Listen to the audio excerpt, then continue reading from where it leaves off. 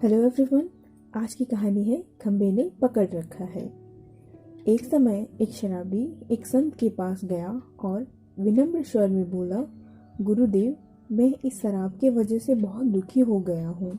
इसकी वजह से मेरा घर बर्बाद हो रहा है, मेरे बच्चे भूखे मर रहे हैं, किंतु मैं शराब के बगैर नहीं रह पाता। मेरे घर की शांति नष्ट हो गई है। कृपया आप मुझे कोई सरल उपाय बताएं जिससे मैं अपने घर की शांति फिर से पा सकूं। गुरुदेव ने कहा, जब इस शराब से तुमको इतना नुकसान होता है तो तुम इसको छोड़ क्यों नहीं देते।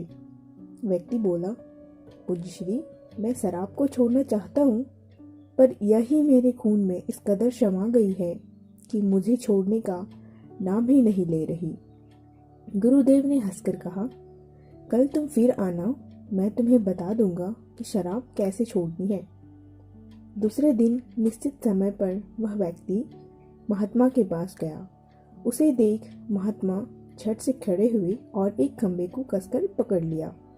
जब उस व्यक्ति ने महात्मा को इस दशा में देखा तो कुछ समय तो वह मौन खड़ा रहा, पर जब काफी देर बाद भी महात्मा जी ने खंबे को नहीं छोड़ा तो उससे रहा नहीं गया और पूछ बैठा कि गुरुदेव, आपने व्यर्थ इस खंबे को क्यों पकड़ रखा है।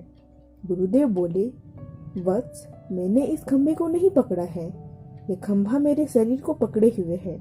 मैं चाहता हूँ कि यह मुझे छोड़ दे, किंतु यह तो मुझे छोड़ने का नाम ही नहीं ले रहा। उस व्यक्ति को अचंभा हुआ। वह बोला, गुरुदेव, मैं शराब जरूर पीता हूँ, मगर मूर्ख नहीं हूँ। आपने ही जानबूझकर इस खंभे को पकड़ रखा है। यह तो निर्जीव है, यह आपको क्या पकड़ेगी। यदि आप दृढ़ संकल्प कर लें तो इसी वक्त इसको छोड़ सकते हैं। गुरुदेव बोले, नादान मनुष्य, यही बात तो मैं तुम्हें समझाना चाहता हूँ कि जिस तरह मुझे खंभे ने नहीं बल्कि मैंने ही उसे पकड़ रखा था, उसी तरह इस शराब ने तुम्हें नहीं पकड़ा है, बल्कि सच तो यह है कि तुमने ही शराब को पकड़ रखा है।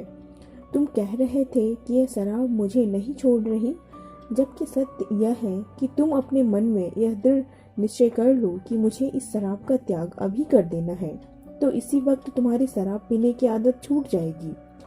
शरीर की हर क्रिया मन के द्वारा नियंत्रित होती है और मन में जैसी इच्छा शक्ति प्रबल होती है वैसे ही कार्य सफल होता है।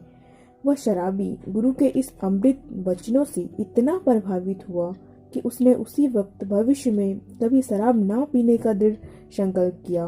उसके घर में खुशियां लौट आई और वह शांति से जीवन यापन करने लगा।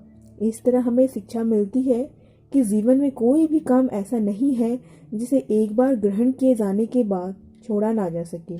अगर मनुष्य चाहे तो बड़ी से बड़ी बुराई का त्याग कर सकता है।